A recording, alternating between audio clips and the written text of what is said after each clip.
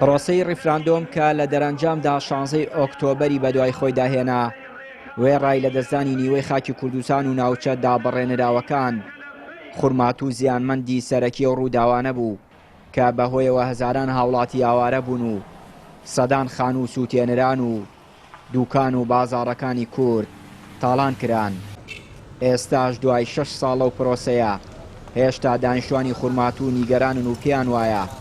لە کات و ساتێکی زۆر خراپ و نالەباردا حزبەکانی دەسەڵات بەجێیان هێشتون و ئێستاشی لەگەڵدا بێت ئاوڕیان لە خەڵکی ئەو ناوچەیە نەداوەتەوە. دواتر هیچ دراسەتێکیان نەکرد کە ئەو خەڵکەیان چۆن جێهێشت. تاکو ئێستا لە شاری دووسخورمات و دەیان ماڵ هەیە بەرسوتاوی و بەڕۆخاوی جێماوە کە نەیانتوانیە بە هیچ شێوازی قەرەبووی بکەنەوە و لە دوای ئەو ڕووداوانەیش حکومەتی عێراقی بە چاوێکی تر سەیری ئەم خەڵکی دووسخورماتووەکە لەلایەن تەعینات و لەلایەن هەموو شتێکەوە گرێ بەست بێت دامەزرانن بێت نەتەوەی کورد لەم شارە کەمترین پشکی بەرەکەوێ.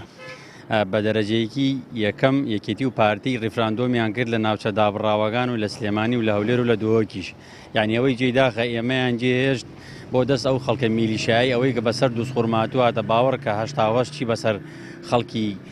شارەکانە هات ئەنفال کریا هەمان شت بوو هەمان سینارە بوو یعنی ئەوەی جێداخە تا ئێستا لە خەڵکی خورماتویان نەپرسێ یعنی ئەوەی کە لە 16 ئۆکتۆبەر ڕووداوە لە ڕاویشتی ڕەفراندۆمە من پرسیارێکم باش ئێوە نە دەوڵەتان کرد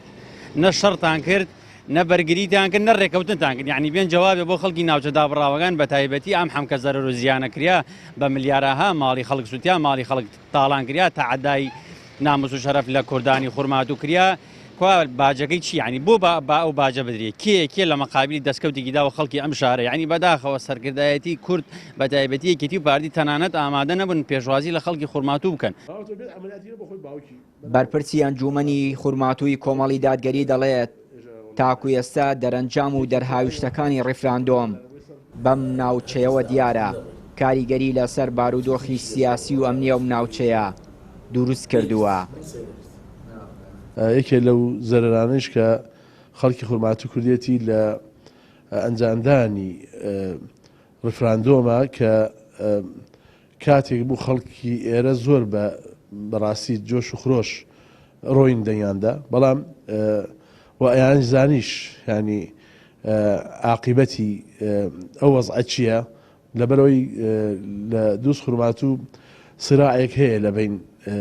پێکهاتەکانە ئەو سراعێ لە ماوەیەکی زۆرە بابژین دروست بووە خەڵکێک زۆر ڕۆی دەنگیدا بەڵام ئەترسایش لە دەرەنجامەکەیش هەتا ئێستایش خەڵکی زەرمەند بووە لە گشت ڕۆیەکەوە لە ڕۆی ئیدارێکەوە لە ڕۆ مالیەکەوە لە ڕۆ کۆمەڵایەتێکەوە لە ڕووی ئاسایشەوە بابێژین خەڵکی زۆر زەرری کردە لە دووز هەتا ئێستا. پێش ئەنجامدانی ڕیفراندۆم کورد خاوەنی هەموو شتێک بوو لە ناوچە دابڕێنراوەکان لە ڕووی ئیداری و ئەمنی و سیاسیەوە خۆی دەسەڵاتدار بوو بەڵام بە ئەنجامدانی ڕیفراندۆم ئەو ناوچانە سەرجەمیان لە دەست دران و کوردەیان پۆستی لە دەستدا ئەوەی جارێکی دیکە بووە قوربانی هاوڵاتیان بوون و ئەوەی لە دەست درانیوەی خاکی کوردستانی باشوور بوو هۆکارەکەشی جارێکی دیکە دەسەڵاتە شکست خواردوەکەی هەرێم بوو. چیانووری کەناڵی پەیام خورماتوو.